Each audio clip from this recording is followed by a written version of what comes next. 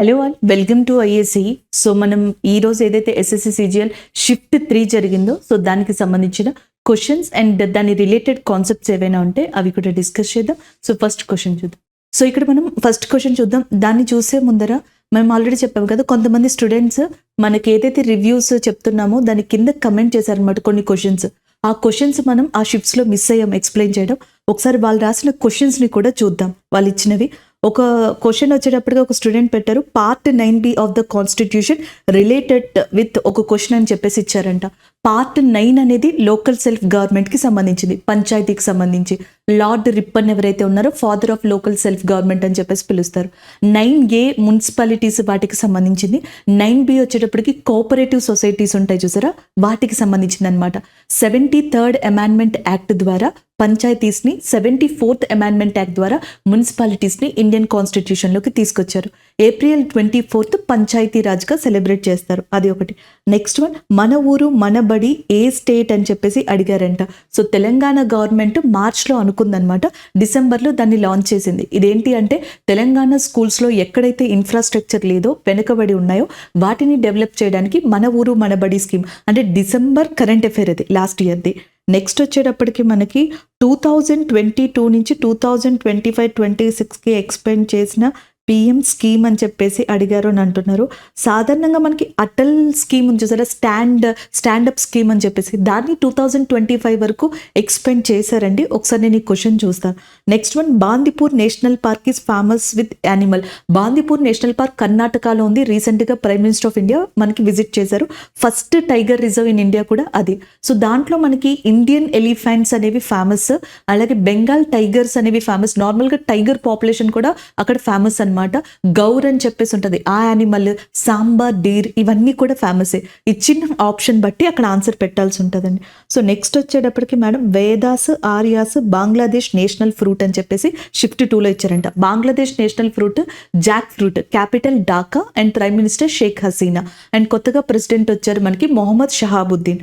అలాగే వేదాస్ ఆర్యాస్ అంట. వేద అంటే నాలెడ్జ్ అని, మేబీ ఆర్యన్స్ వేదాస్ రిలేటెడ్ ఏదో క్వశ్చన్ ఇచ్చారన్నారు. 2 వర్డ్స్ డిఫరెంట్గా ఇచ్చారు, అది ఏంటి అనేది చూడాలి. సో టోటల్గా టైగర్ రిజర్వ్స్ 54 ఉన్నాయండి, 53 లేవు. అలాగే కుమావోన్ హిమాలయాస్ని నేను షిఫ్ట్ 2లో సరి చేశాను. బై మిస్టేక్ నేను ఖాళీ తీస్తా అన్నాను, అది ఖాళీ తీస్తా కాదు, సట్లెజ్ ఖాళీ రివర్స్ మధ్యలో ఉందన్నమాట. సో ఈ క్వశ్చన్స్ మనం జనరల్గా షిఫ్ట్ 2 కింద మనకి ఏదైతే ఈ రివ్యూ ఇచ్చారో ఆ రివ్యూ కింద మనకి పెట్టడం జరిగింది. ఆ క్వశ్చన్స్ని నేను ఎక్స్ప్లెయిన్ చేయలేదు, కొన్ని క్వశ్చన్స్ని ఎక్స్ప్లెయిన్ చేశాను. సో మీరు ఏవైతే కమెంట్ చేశారో వాటికి సంబంధించినవి. ఒకటి పాలిటీ నుంచి మున్సిపాలిటీ కార్పొరేటివ్ సొసైటీస్ 9B అని ఒకటి, బాందీపూర్ నేషనల్ పార్క్, బంగ్లాదేశ్ యొక్క ఫ్రూట్ అడిగారంట. మేబీ నెక్స్ట్ నేపాల్ యొక్క రాజధాని అడుగుతారు కాఠ్మండు, ఆఫ్ఘనిస్తాన్ క్యాపిటల్ అడుగుతారు కాబూల్, టర్కీలో ఏ రివర్ ఇంపార్టెంట్, ఏ మౌంటైన్ ఇంపార్టెంట్, చాలా జనరల్గా ఆ క్వశ్చన్స్ ఉన్నాయి. వేదాస్ ఆర్యన్స్ కాంబినేషన్ మీద ఒక క్వశ్చన్ అంట. సో ఇవి ఒకసారి చూడండి. ఇక్కడ మనం నెక్స్ట్ షిఫ్ట్ 3లో క్వశ్చన్స్ చూద్దాం. అంబేద్కర్కి రిలేటెడ్ క్వశ్చన్, అంటే అంబేద్కర్ గారు 1923లో ఏ సొసైటీని స్థాపించారు అనేది క్వశ్చన్. నేను ఆల్రెడీ హిస్టరీ ఎక్స్ప్లెయిన్ చేసినప్పుడు కూడా చెప్పాను, హిస్టరీ రిలేటెడ్ క్వశ్చన్స్ పడితే వాటి ఫ్రేమింగ్లో కామన్గా కనిపించింది ఏంటంటే ఇయర్ కాంబినేషన్తో అడుగుతున్నారు. ఇది వరకు ఆర్య సమాజ్ ఎవరు ఎస్టాబ్లిష్ చేశారని అడిగారు, స్వామి దయానంద సరస్వతి. కానీ ఇప్పుడు అలా అడుగుతున్నారు, 1875లో ఏర్పడిన సమాజం ఏది, ఇలాంటి క్వశ్చన్స్ అడుగుతున్నారు. సో అంబేద్కర్ గారు 1923లో ఏర్పరిచిన సమాజం పేరు బహిష్కృత హితకారిణి సభ అనే దాన్ని ఏర్పరచడం జరిగింది. ఈ ఫాదర్ ఆఫ్ ఇండియన్ కాన్స్టిట్యూషన్ అని డాక్టర్ బిఆర్ అంబేద్కర్ గారిని అంటారు. డ్రాఫ్టింగ్ కమిటీ ఉంటుంది కదా, దానికి అధ్యక్షులుగా కూడా డాక్టర్ బిఆర్ అంబేద్కర్ గారుగా ఉన్నారు. మాహర్లా ఉద్యమం లాంటి దాన్ని మనకి చేసిందిగా అంబేద్కర్ గారే చెప్పొచ్చు. ఈవెన్ టెంపుల్ ఎంట్రీ మూవ్మెంట్ని స్టార్ట్ చేశారు. కలారాం టెంపుల్ అని చెప్పేసి ఉంది. సో దాంట్లోకి దళితుల ఎంట్రీ కోసం అని చెప్పేసి ఆయన ఒక మూవ్మెంట్ని కూడా స్టార్ట్ చేయడం జరిగింది. 3 రౌండ్ టేబుల్ సమావేశానికి కూడా హాజరైన వ్యక్తిగా అంబేద్కర్ గారిని చెప్పొచ్చు. 1936లో ఇండిపెండెంట్ లేబర్ పార్టీ అనే దాన్ని స్థాపించారు. అంబేద్కర్ గారు చాలా దేశాల యొక్క కాన్స్టిట్యూషన్స్ని, రాజ్యాంగాన్ని చదివారు. అందుకే ఇండియన్ కాన్స్టిట్యూషన్కి ఒక బ్యాక్ బోన్గా కూడా బిఆర్ అంబేద్కర్ గారు ఉండడం జరిగింది. ఆయన జీవితంలో చాలా పేపర్స్ని పబ్లిష్ చేయడం కానీ, చాలా బుక్స్ని కానీ రాశారు. ఆయన జీవితంలో లాస్ట్ రాసిన బుక్ ఏది అంటే 1956లో బుద్ధ అండ్ హిస్ ధర్మ అని చెప్పేసింది. సో అది ఆయన యొక్క కెరియర్లో లాస్ట్ బుక్గా చెప్పొచ్చు అనమాట. అలాగే నెక్స్ట్ అంబేద్కర్ గారి యొక్క స్టాట్యూని రీసెంట్గా ఏ స్టేట్ స్టార్ట్ చేసింది అని అడిగితే తెలంగాణ, అది మీరు ఈజీగా ఆన్సర్ పెడతారు. సో నెక్స్ట్ వన్ చూడండి, అంబేద్కర్ ఫౌండేషన్ అనేది ఆయన చనిపోయిన తర్వాత 1992లో ఎస్టాబ్లిష్ చేశారు March 24న. నెక్స్ట్ మూంక్ నాయక్ అనే పత్రికని జనతా అనే దాన్ని ఆయన పబ్లిష్ చేయడం జరిగింది. దాంతోపాటు ద అన్టచబుల్స్ అనే బుక్ ఒకటి, annihilation of caste, Buddha or Karl Marx అనే బుక్స్ ని కూడా డాక్టర్ బిఆర్ అంబేద్కర్ గారు ప్రచురించారు. అంబేద్కర్ గారు ఆర్టికల్ 32 ఏదైతే ఉందో ఇది మనకి రిట్స్ కి సంబంధించింది. సో రిట్స్ ప్రకారం సుప్రీం కోర్టుని అప్రోచ్ అవ్వచ్చు అనమాట 32 ద్వారా. హైకోర్టుని కూడా అప్రోచ్ అవ్వచ్చు 226 ద్వారా. రాజ్యాంగానికి ఆత్మ వంటిది అని ఆర్టికల్ 32ని డాక్టర్ బిఆర్ అంబేద్కర్ గారు చెప్పడం జరిగింది. 1932లో అంబేద్కర్ గారికి and as well as Gandhi గారికి మధ్య పూనా ప్యాక్ట్ లేదా పూనా ఒడంబడిక అనేది జరిగిందనమాట. సో అది కూడా కమ్యూనల్ అవార్డ్స్, దళితుల రిజర్వేషన్ కి సంబంధించి జరిగింది. అండ్ నెక్స్ట్ వన్, ఈ రిట్స్ అనేవి 5 టైప్స్ లో ఉంటాయన్నమాట. ఇందులో సెరిషరీ, ప్రొహబిషన్, మ్యాండమస్, క్యో వారెంటో ఇవన్నీ కూడా ఉంటాయి. సో దీంట్లో మనకి ప్రొహబిషన్ ఉంది చూసారా, ఇది మనకి పై కోర్టు కింద కోర్ట్స్కి ఇచ్చింది. అంటే హైకోర్టు దాని సబార్డినేట్ కోర్ట్స్కి ఇవ్వడం, సుప్రీం కోర్టు దాని కింద కోర్ట్స్కి ఆర్డర్ని ఇవ్వడం, ప్రొహబిషన్ అక్కడతో ఆపండి, స్టే ఇవ్వండి, సో ఇలాంటి వాటికి యూజ్ చేయడం. అండ్ నెక్స్ట్ హెబియస్ కార్పస్, అంటే మనకి ఎవరైతే అరెస్ట్ చేసిన వ్యక్తి కనిపించట్లేదు అనుకోండి, ఆ పర్సన్ని చూపించమని, ఆ పర్సన్ని మెజిస్ట్రేట్ ముందర మనకి హాజరుపరచమని చెప్పేసి హెబియస్ కార్పస్ లాంటి దాన్ని మనం యూజ్ చేసుకోవచ్చు అనమాట. సో ఇలాంటివి. లేకపోతే మ్యాండమస్ అని చెప్పేసి ఉంటుంది, అంటే మనకి గవర్నమెంట్ అఫీషియల్స్లో ఎవరైనా వర్క్ సరిగ్గా చేయట్లేదు అనుకోండి, పై అధికారి కింద అధికారికి ఇచ్చే ఆర్డర్స్ని మనం మ్యాండమస్గా చెప్పొచ్చు అనమాట.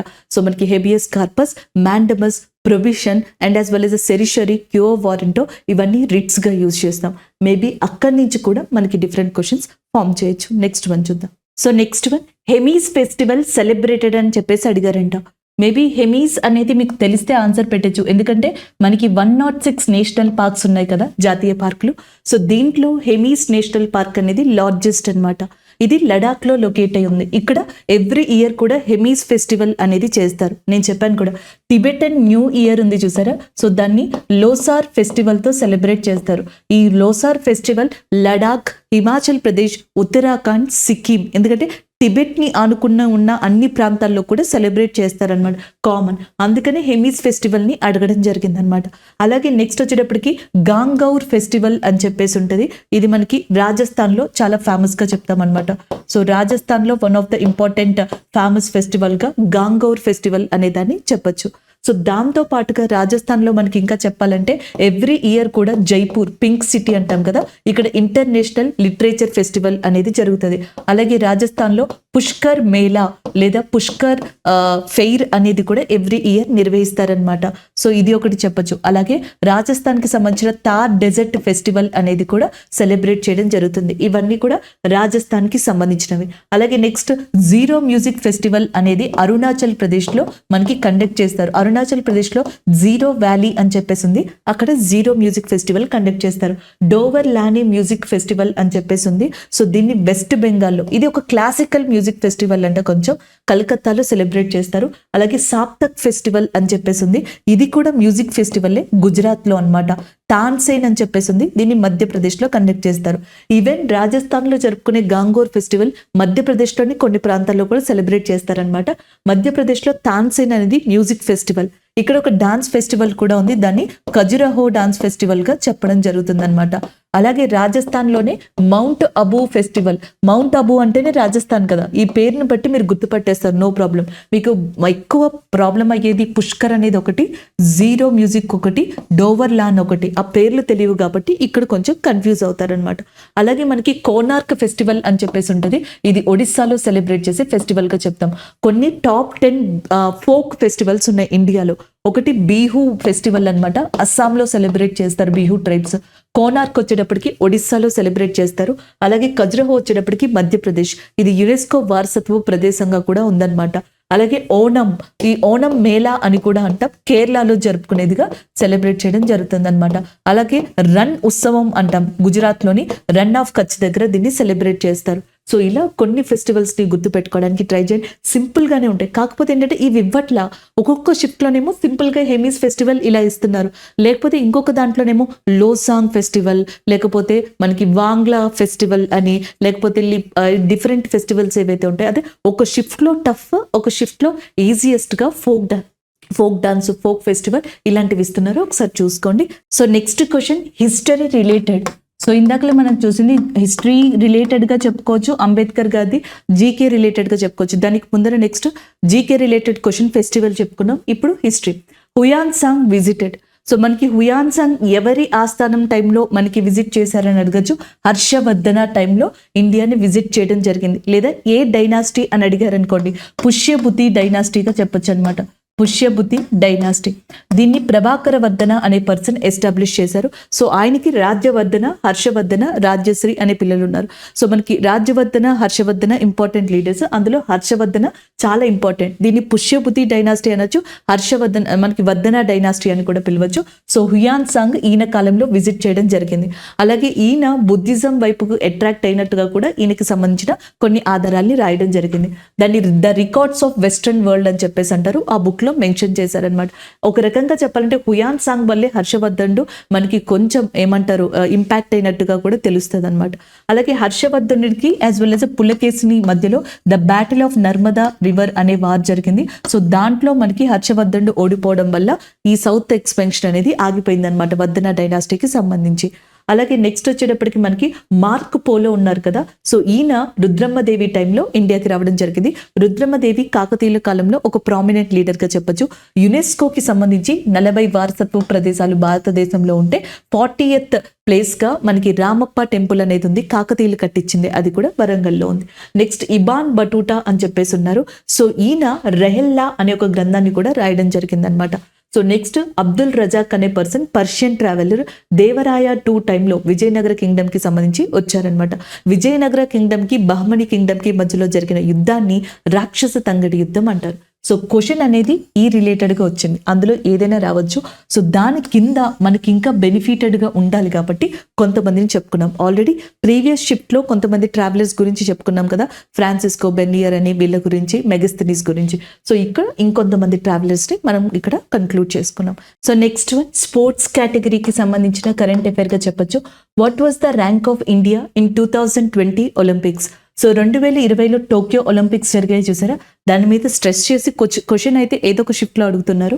సో లాస్ట్ టైం టోక్యోలో జరిగాయి, ఎక్కడ జరిగాయి అని అడిగారు. ఈసారి ఇండియా యొక్క ప్లేస్ అంటున్నారు. 48th ప్లేస్ ఇండియాకి సంబంధించి. టోటల్గా 7 మెడల్స్ గెలుచుకుంది. అందులో ఒకటి వచ్చేటప్పటికి గోల్డ్ మెడల్ అనమాట, 2 సిల్వర్ మెడల్స్ లభించాయి అండ్ 4 బ్రాంజ్ మెడల్స్ లభించాయి. టోటల్గా 7 మెడల్స్తో 48th ప్లేస్లో ఉంది. ఇది కూడా నీరజ్ చోప్రా గారికి సంబంధించి వచ్చిందనమాట గోల్డ్ మెడల్ అనేది. అలాగే నెక్స్ట్ యుఎస్ఏ అనేది టాప్ పొజిషన్లో ఉంది టోక్యో ఒలింపిక్స్కి సంబంధించి. China 2nd position, Japan 3rd పొజిషన్లో ఉంది. ఎందుకంటే ఆల్రెడీ ఇండియా ప్లేస్ అడిగారు, ఎక్కడ జరుగుతుందని అడిగారు, నెక్స్ట్ ఎన్ని మెడల్స్ వచ్చాయి, ఎవరికి వచ్చాయి అనేది 7 ఉన్నారు కాబట్టి ఈ షార్ట్ టైంలో గుర్తుపెట్టుకోవడం అనేది మీకు టైం కన్జ్యూమింగ్ ఎక్కువైపోతుంది. అందుకే నేను ఇక్కడ బట్టి ప్రజెంట్ చేయట్లేదు. సో నెక్స్ట్ వన్ టాప్ 3ని గుర్తుపెట్టుకోండి, యుఎస్ఏ, చైనా అండ్ జపాన్. ఈ క్వశ్చన్ని ఎందుకు స్ట్రెస్ చేస్తున్నామంటే చాలా మంది స్టూడెంట్స్ ఈ ఒలింపిక్స్కి పారా ఒలింపిక్స్కి మధ్య గుర్తుపెట్టుకోవడానికి కన్ఫ్యూజ్ అవుతారు. కాబట్టి ఎగ్జామినర్కి మోస్ట్లీ ఇలాంటి క్వశ్చన్స్ని సర్వసాధారణంగా అడిగే ఛాన్సెస్ ఉంటాయి. అంటే మనకి ఒలింపిక్స్లో ఇండియా యొక్క ర్యాంక్ 48 కదా. సో దాని తర్వాత పారా ఒలింపిక్స్ జరిగాయి. ఆ పారా ఒలింపిక్స్లో ఇండియా యొక్క ర్యాంక్ 24గా ఉంది. ఒలింపిక్స్లో టాప్లో యుఎస్ఏ ఉంది అండ్ 2nd పొజిషన్లో వచ్చేటప్పటికి మీరు ఇక్కడ చూసినట్టయితే మనకి చైనా అనేది ఉంది, 3rd పొజిషన్లో జపాన్ ఉంది. కానీ ఇక్కడ పారా ఒలింపిక్స్లో చైనా టాప్ పొజిషన్లో ఉంది, UK 2nd position and USA 3rd పొజిషన్లో ఉంది. ఒలింపిక్స్లో ఫస్ట్ వచ్చిన యుఎస్ఏ పారా ఒలింపిక్స్లో 3rd పొజిషన్లో ఉంది. అదే ఇండియా అయితే 24th పొజిషన్ అంట. నెక్స్ట్ వన్ దాని తర్వాత అంత పెద్ద ఎత్తున జరిగిన గేమ్స్ కామన్వెల్త్ గేమ్స్. ఈ కామన్వెల్త్ గేమ్స్లో ఆస్ట్రేలియా టాప్లో ఉంది, England 2nd, Canada 4th, India వచ్చేటప్పటికి మనకి 5th ర్యాంక్లో ఉందన్నమాట. సో 6thలో న్యూజిలాండ్, సౌత్ ఆఫ్రికా అనేది 7th పొజిషన్లో ఉందన్నమాట. అలాగే నెక్స్ట్ ఈ హాకీ వరల్డ్ కప్ ఉంది చూసారా, రీసెంట్గా ఒడిస్సాలోని భువనేశ్వర్ దగ్గర జరిగింది. అయితే ఈ హాకీ వరల్డ్ కప్ని 2023లో జర్మనీ గెలుచుకుంది. మొత్తం ఈ హాకీ వరల్డ్ కప్ జరిగిన దగ్గర నుంచి ఎక్కువ టైటిల్స్ ఏ కంట్రీ గెలుచుకుందని అడిగారు అనుకోండి, పాకిస్తాన్ 4 times, దాని తర్వాత నెదర్లాండ్స్ 3 times, దాని తర్వాత ఆస్ట్రేలియా 3 times, దాని తర్వాత జర్మనీ 2 times, దాని తర్వాత ఇండియా ఒకసారి. హాకీ వరల్డ్ కప్లో ఇండియా ఇప్పటికీ ఒకసారి మాత్రమే మనకి టైటిల్ని గెలుచుకుంది. 4 సార్లు గెలుచుకుని పాకిస్తాన్ టాప్లో ఉంది. ఈ సంవత్సరం టాప్ వచ్చిన జర్మనీ 2 సార్లే గెలుచుకుంది అనమాట. సో అలా మీరు గుర్తుపెట్టుకోవచ్చు. అండ్ ఇవి కొన్ని ఇంపార్టెంట్ థింగ్స్ నాకు అనిపించినాయి, నేను ఇక్కడ మీకు హెల్ప్ అవుతుందని చెప్పేసి ఇచ్చాను. అండ్ అంతకు ముందర కూడా స్పోర్ట్స్ కరెంట్ అఫైర్స్ మనం చాలా చెప్పుకున్నాం. సో ర్యాండమ్గా క్వశ్చన్స్ అడుగుతున్నారు, ఒక్కొక్కసారి క్రికెట్ నుంచి, ఒక్కొక్కసారి పర్సన్ని, ఒక్కొక్కసారి స్పోర్ట్స్కి సంబంధించిన పర్సన్ని, ఒక్కొక్కసారి మనకి ఇది ఎక్కడ జరుగుతున్నాయి వెన్యూస్ కానీ, లేకపోతే స్పోర్ట్స్ పర్సన్ని కానీ, లేకపోతే ఈ టోక్యోని టచ్ చేసే క్వశ్చన్స్ కానీ, ఇలాంటివి రీసెంట్గా స్పోర్ట్స్కి సంబంధించి వస్తున్నాయి. And international boxing association championship ఢిల్లీలో జరిగిందనమాట. 2006 తర్వాత మళ్ళీ ఇండియా ఈసారి టాప్ వచ్చిందనమాట. టాప్ పొజిషన్లో నిలవడం జరిగింది 4 గోల్డ్ మెడల్స్తో. అది ఒక పాయింట్. సో కొంతమంది మనకి కుంబీ డాన్స్ మీద వచ్చిందని చెప్తున్నారు, కొంతమంది హోజాగిరి డాన్స్ అని చెప్పేసి వచ్చిందంటున్నారు. సో కుంబీ డాన్స్ అనేది గోవాలో ఫేమస్ డాన్స్గా చెప్పొచ్చు అనమాట. హోజాగిరి అంటే మీకు ఇది త్రిపురలో చాలా ఫేమస్ డాన్స్. సో త్రిపుర యొక్క ఏదైతే డాన్సింగ్ డ్రెస్ ఉంటుందో, ఆ ట్రైబ్స్ డ్రెస్ ఉంటుందో అది వేసుకుని పైన ఒక కోన్ షేప్లో ఒక క్యాప్ వస్తుంది అనమాట. సో దాంతో ల్యాంప్స్ లాంటివి బేస్ చేసుకుని డాన్స్ చేస్తారనమాట. సో దానిని మనకి హోజాగిరి డాన్స్ అంటారు. రియాంగ్ ట్రైబ్ అని ఉంటారు త్రిపురలో. సో వీళ్ళు ఎక్కువగా ఈ డాన్స్తో ఫేమస్. మేబీ ఏ క్వశ్చన్ ఇచ్చారనేది తెలియట్లా, ఎందుకంటే కొంతమంది ఇది మనకి చెప్పడం జరిగింది, కొంతమంది దీన్ని సజెస్ట్ చేయడం జరిగింది. సో అందుకని రెండింటిని మనం ఇక్కడ చెప్తున్నాం అనమాట. లేప్చా డాన్స్ ఆల్రెడీ మీకు తెలుసు కదా, ఇంకొన్ని నేను ఇక్కడ యాడ్ చేశానంతే జస్ట్ రివైజ్ కోసం. సిక్కింలో చాలా ఫేమస్గా చెప్పడం జరుగుతుంది. చేర్వా డాన్స్ అని చెప్పేసి మిజోరం ఉంది చూసారా, అక్కడ దీన్ని ఫేమస్గా చెప్పడం జరుగుతుంది. అలాగే రఫ్ మరియు హికత్ డాన్స్ అని చెప్పేసి ఉంటే జమ్మూ కాశ్మీర్లో చాలా ఫేమస్. ఈ కాశ్మీరీ వ్యాలీ అంటే కాశ్మీర్ లోయ ఉంటుంది చూసారా, అక్కడ కాశ్మీరీ విమెన్స్ డాన్స్ చేస్తారంట. ఒక కాశ్మీరీ ట్రెడిషనల్ ఏదైతే డ్రెస్ ఉంటుందో దాన్ని వేసుకుని ఒక ఫోక్ లాగా దీన్ని డాన్స్ చేయడం జరుగుతుంది సర్కిల్తో. సో దానిని రఫ్ డాన్స్ అంటారు. రఫ్ హికత్ జమ్మూ కాశ్మీర్లో చాలా ఫేమస్. అలాగే అస్సాంలో బీహూ డాన్స్ కాకుండా కేల్ గోపాల అని చెప్పేసి ఉంటుందంట, అది కూడా అక్కడ ఫేమస్గా చెప్తున్నారు. హర్యానాలో లూర్ డాన్స్ అనేది చాలా ఫేమస్. సో మీకు ఫెస్టివల్స్ డాన్సెస్ నేర్చుకున్నంత వరకు నేర్చుకుని వదిలేసేయండి, ఎందుకంటే ఫెస్టివల్స్ డాన్స్లో ఎన్ని చెప్పినా తక్కువే. ప్రాంతానికి ఫోక్ డాన్స్, ప్రాంతానికి ఫెస్టివల్ అని. మనం దీన్ని ఏం చేయాలి అంటే నేర్చుకున్నంత వరకు నేర్చుకుని, సో దాన్ని అక్కడ మనం ఎక్కువగా అప్లై చేయడానికి ట్రై చేయాలి. మ్యాక్సిమం 90% మనకి టచ్ అయిందే వస్తుంది అనుకోండి, ఆన్సర్ పెట్టడానికి ట్రై చేయండి. లేదు ఒక డిఫరెంట్గా ఇస్తున్నారు అనుకోండి, ఆపేసేయండి. సో అది మనకి బెస్ట్ మెథడ్గా చెప్పొచ్చు. భామ కలాపం లాంటివి ఇస్తే ఆంధ్రప్రదేశ్ని పెట్టండి, కోలాటం కానీ ఇలాంటివి. సో నెక్స్ట్ చూడండి, నెక్స్ట్ వచ్చేటప్పటికి అనుషోక శంకర్ ప్లేస్ విచ్ ఇన్స్ట్రుమెంట్ అని చెప్పేసి అడుగుతున్నారు. సో మనకి ఈ మార్చ్ మంత్లో గ్రామీ అవార్డ్స్ జరిగినప్పుడు ఈమె పర్ఫార్మెన్స్ ఇవ్వడం జరిగింది. మేబీ కరెంట్ అఫైర్స్ దృష్ట్యా ఇచ్చారా లేదా జీకే బేస్ దృష్ట్యా ఈ క్వశ్చన్ ఇచ్చారా అనేది మనకి తెలీదు, బట్ ఆమెను ఇవ్వడం జరిగింది. సితారా ప్లేయర్గా ఈమె ఇండియాలో చాలా ఫేమస్ అనమాట, ఈవెన్ ఇంటర్నేషనల్గా కూడా. అలాగే 2023లో కరెంట్ అఫైర్స్లో ఉన్న ఇంకొక పర్సన్ బాంబే జయశ్రీ, ఈమె కర్ణాటక మ్యూజిక్లో చాలా ఫేమస్. సంగీత కళానిధి అవార్డుని 2023లో అందుకున్నారు. అలాగే నెక్స్ట్ మనకి జ్యోతిర్గమయ ఫెస్టివల్ అనేది రీసెంట్గా టూరిజం మినిస్టర్ అయిన జి కిషన్ రెడ్డి గారు ప్రారంభించారు. భారతదేశంలో అంతరించిపోతున్న మ్యూజిక్ కల్చర్ని కాపాడడం కోసం మనకి June 21 మ్యూజిక్ డే కింద రికగ్నైజ్ చేశారు. ప్రపంచ సంగీత దినోత్సవం, వరల్డ్ మ్యూజిక్ డే June 21. ఇదే రోజు ఇంటర్నేషనల్ యోగా డే కూడా. సో దాన్ని పురస్కరించుకొని మనకి పర్యాటక శాఖ మంత్రి కిషన్ రెడ్డి గారు సో ఎవరైతే ఉన్నారో ఆయన జ్యోతిర్గమయ ఫెస్టివల్ని స్టార్ట్ చేయడం జరిగింది. అది ఎలా అడిగారనేది తెలుసు, ఎందుకంటే మనం ఆల్రెడీ ఇన్స్ట్రుమెంట్స్, ఇంపార్టెంట్ పర్సన్స్ని చెప్పుకున్నాం. మేబీ జీకే స్టాండర్డ్లో అడిగారా, 2023 కరెంట్ అఫైర్స్లో గ్రామీ అవార్డ్స్, మ్యూజిక్ అవార్డ్స్ అవి. సో వాటిలో పర్ఫామ్ చేసిన అనుషోక శంకర్ ఎవరైతే ఉన్నారో ఆమె వార్తల్లోకి రావడం వల్ల అడిగారు అనేది తెలియదు అనమాట. సో సితారా ప్లేయర్ ఆమె, దానికి సంబంధించింది. నెక్స్ట్ వన్ చూద్దాం. సో నెక్స్ట్ క్వశ్చన్, తారిక్-ఈ ఫిరోజాషి అనే బుక్కి సంబంధించిందంట, లేదా మనకి ఫిరోజ్ షా ఎవరైతే ఉన్నారో ఆయనకి సంబంధించిందిగా చెప్పొచ్చు. జియావుద్దీన్ బరానీ ఎవరైతే ఉన్నారో సో ఆయన ఫిరోజ్ షాకి సంబంధించిన బుక్ని రాశారు. సో ఇది మనం గుర్తుపెట్టుకోవచ్చు. ఢిల్లీ సల్తనేట్స్లో వన్ ఆఫ్ ద ఇంపార్టెంట్ కింగ్గా ఆయన్ని చెప్పొచ్చు. సో ఫిరోజ్ షా తుగ్లక్, ఆయనకి సంబంధించి జియావుద్దీన్ బరానీ అనే ఆయన ఒక బుక్ని రాయడం జరిగింది. అలాగే నెక్స్ట్ మొఘల్స్లో ఇంపార్టెంట్గా బాబర్ని చెప్పడం జరుగుతుంది. బాబర్ తన స్వీయ చరిత్ర తనే రాసుకున్నారు, తుజికి ఈ బాబరి. సో దానిని చాగ్తాయ్ లాంగ్వేజ్లో రాసుకున్నారు, చాగాతాయ్ భాష. సో ఇది తిమ్రుత్స్ కింగ్డమ్ మాట్లాడే భాష, లేదా టర్కీ ప్రాంత ప్రజలు మాట్లాడే భాష. సో ఈ ఆటోబయోగ్రఫీని బాబర్ నామాగా అబ్దుల్ రహీం పర్షియన్ లాంగ్వేజ్లోకి చేంజ్ చేశారు. దాని తర్వాత మిగతా వాళ్ళు ఇంగ్లీష్ అండ్ మిగతా భాషల్లోకి చేంజ్ చేయడం జరిగింది. సో తర్వాత హుమయూన్ నామా అనేది గుల్బదాన్ బేగం ఎవరైతే ఉన్నారో ఆమె రచించడం జరిగింది. నెక్స్ట్ అక్బర్ నామా, అబుల్ ఫజల్ దాన్ని రచించడం జరిగింది. నెక్స్ట్ వచ్చేటప్పటికి జహంగీర్ తన యొక్క స్వీయ చరిత్రని తానే రాసుకున్నారు బాబర్ లాగా. తుజ్కి ఈ జహంగీర్గా దాన్ని పిలవచ్చు. పర్షియన్ లాంగ్వేజ్లో దాన్ని రాసుకోవడం జరిగింది. సో దాని తర్వాత షాజహాన్ యొక్క బయోగ్రఫీని ఇనాయత్ ఖాన్ అనే ఆయన రాశారనమాట. అలాగే నెక్స్ట్ మనకి ఔరంగజేబ్ ఎవరైతే ఉన్నారో సో ఆయన యొక్క బయోగ్రఫీని ఆలంగీర్ నామాగా చెప్తాం. మొహమ్మద్ కాజిం అనే పర్సన్ దాన్ని రాశారు. ఔరంగజేబ్కి సంబంధించిన దాన్ని ఆలంగీర్ నామా అంటారు. మొహమ్మద్ కాజిం రాశారు. అలాగే షాజహాన్కి సంబంధించి ఇనాయత్ ఖాన్ అండ్ ఎవరైతే జహంగీర్ ఉన్నారో ఆయన స్వీయ చరిత్ర ఆయనే రాసుకున్నారు. బాబర్ కూడా అంతే. అక్బర్కి సంబంధించింది అబుల్ ఫజల్ రాశారు. దీన్ని ఐని ఈ అక్బరి అని కూడా పిలవచ్చు అనమాట. సో ఇవి దీన్ని రిలేటెడ్గా చెప్పచ్చు, హిస్టరీ రిలేటెడ్. నేను ఇక్కడ మొఘల్స్ గురించి చెప్పాను ఎందుకంటే ఢిల్లీ సల్తనేట్కి సంబంధించి ఆల్రెడీ టచ్ చేశారు. అల్లావుద్దీన్ ఖిల్జీకి సంబంధించి మొహమ్మద్ జాయిసీ మనకి రాణి పద్మావతి లాంటి బుక్స్ని రాశారు. సో కాకపోతే ఇవి కాకుండా మేబీ ఇంకా డిఫరెంట్ క్వశ్చన్స్ ఏమన్నా అడిగే ఛాన్సెస్ ఉన్నాయి. సో కాబట్టి మొఘల్స్ని ఇక్కడ మనం కవర్ చేసాం. అలాగే నెక్స్ట్ విశాఖ దత్త అనే పర్సన్ దేవీ చంద్రగుప్తం అనే బుక్ రాశారు. విశాఖ దత్త అనే బుక్ని కూడా రాయడం జరిగింది. పాణిని అష్టాధ్యాయిని అనే దాన్ని రాశారనమాట. సో పంచతంత్రం అనే దాన్ని విష్ణు శర్మ ఎవరైతే ఉన్నారో ఆయన రాయడం జరిగింది. ఇండికాని మెగస్తనీస్ రాశారు. అర్థశాస్త్రాన్ని కౌటిల్యుడు లేదా చాణక్య అనే పర్సన్ రాశారు. ఆయననే ఇండియన్ మెకవల్లి అని కూడా పిలవడం జరుగుతుంది. ఇంకా డిఫరెంట్ బుక్స్ ఉన్నాయి. మేబీ ఏన్షియన్, మిడీవల్, మోడర్న్ నుంచి ఏ టైప్ ఆఫ్ బుక్స్ అయినా అడగచ్చు. సో జనరల్గా ఒక షిఫ్ట్లో ఈ క్వశ్చన్ అడిగారు. షిఫ్ట్ 2లో షిఫ్ట్ 3లో ఇంగ్లీష్ రిలేటెడ్ క్వశ్చన్స్ ఇవన్నీ కూడా ఇంగ్లీష్కి సంబంధించినవి. అండ్ షిఫ్ట్ 2లో మనం డిస్కస్ చేయలేదు కదా, సో అందుకని ఇక్కడ చెప్తున్నాను. స్కాటర్డ్కి అండ్ అబ్యూస్కి యాంటోనియమ్స్ అపోజిట్ వర్డ్స్ అడిగారు. సో గ్యాదర్ అనేది స్కాటర్డ్కి వస్తుందంట. బ్రైట్, క్విక్, షార్ప్ ఇవన్నీ అబ్యూస్కి అపోజిట్ వర్డ్లో వస్తాయి. అలాగే పుల్ ఏ లెగ్ అనే దానికి మనకి ఇడియం ఫ్రేజ్లో అడిగారు. సో ట్రిక్ ఆర్ లై to someone in a playful way. So మనకి చాలా స్మూత్గా వేరే వాళ్ళకి అబద్ధం చెప్పడం కానీ, నాగ్గా ఆన్సర్ ఇవ్వడం కానీ ఇవన్నీ పుల్ ఏ లెగ్లోకి వస్తాయి. సో నెక్స్ట్ వన్ పెసిమిస్ట్ అని చెప్పేసి ఉందన్నమాట. Over the moon, down in mouth, low in spirit. So negative content వేలో ఈ మనకి పెసిమిస్ట్ అనే దానికి ఇడియం ఫ్రేజెస్ వస్తాయి అనమాట.